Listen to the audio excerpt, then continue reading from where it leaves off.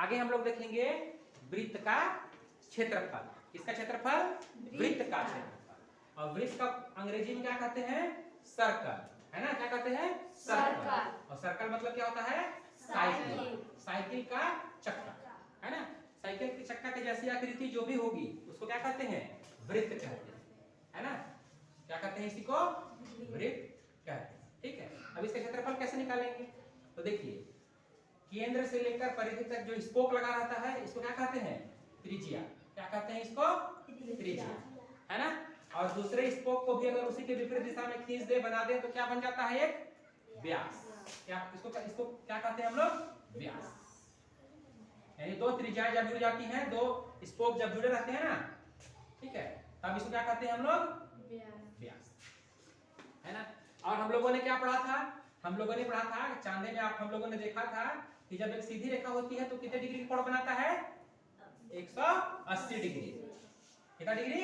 180 degree. नीचे भी कितना बन जाएगा? 180 डिग्री, है ना? आप लोग ध्यान रखना, 180 डिग्री जो होता है ना, इसको कहते हैं पाई। पाई भी कहते हैं। 180 डिग्री को क्या कहते हैं?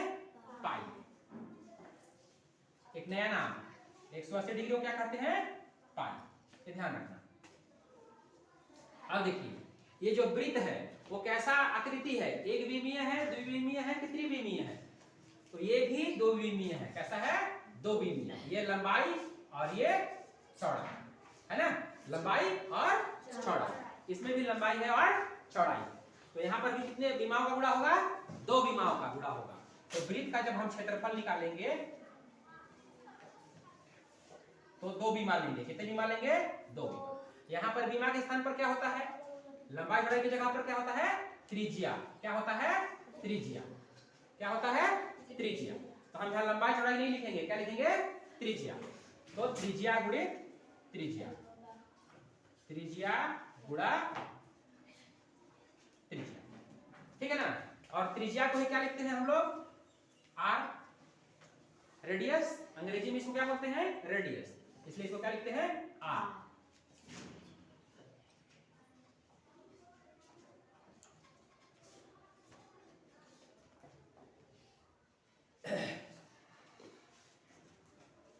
और इसमें क्या करते हैं कि चूंकि एक वृत्त है ना, क्या है? एक वृत्त है, और यहाँ पर 180 डिग्री का कोण भी बनता है ना?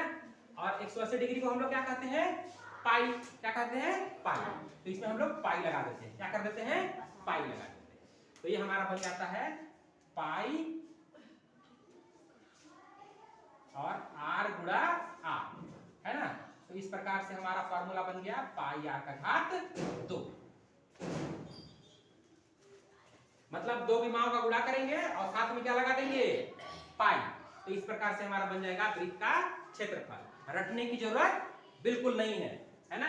हम लोग को क्या होता है, परीक्षाओं में जब हम लोग परीक्षा में प्रश्न आता है ना, तो सूत्र याद ही नहीं आता, है ना? तो हम लोग क्या करेंगे?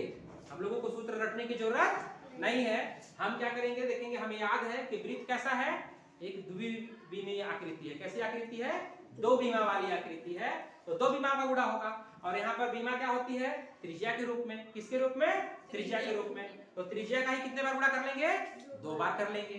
और चूंकि वृत्त में क्या होता है? पाई होता है। क्या होता है? पाई होता है। इसलिए क्या लगा देंगे? एक पाई भी लगा देंगे, ठीक है? पाई का मान, और आप लोग याद रखो, पाई का मान एक और मान होता है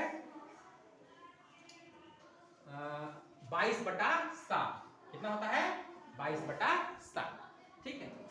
डिग्री में कितना मान होता है? 180 डिग्री, और संख्या में 22/7।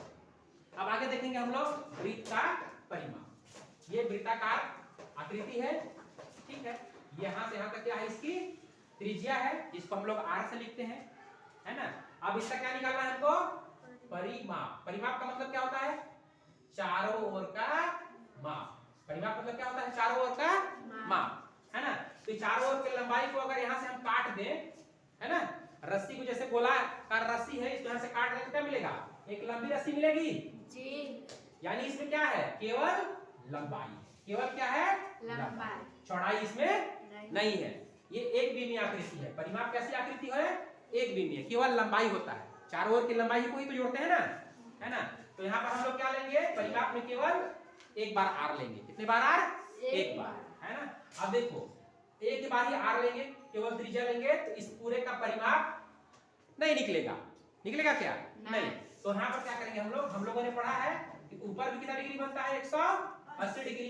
नीचे भी कितना बनता है? 180 डिग्री। मतलब यहाँ भी पाई और यहाँ भी पाई। तो आपको क्या कर लेना है, यहाँ पर 2 पाई लिख देना है। कितने पाई लिख देने हैं? 2 पाई। तो इस प्रकार से परिमाप बराबर क्या मिल गया? वृत्त का परिमाप बराबर 2 पाई आर। एक बार फिर से देखिए, वृत्त का जो परिमाप है या परिमाप जो है वो कैसी आकृति है? एक बीमी आकृति है। क्यों एक बीमी आकृति है? क्योंकि हम लोग उसका केवल क्या जोड़ते हैं? चारों ओर की लंबाई। क्या जोड़ते हैं? लंबाई।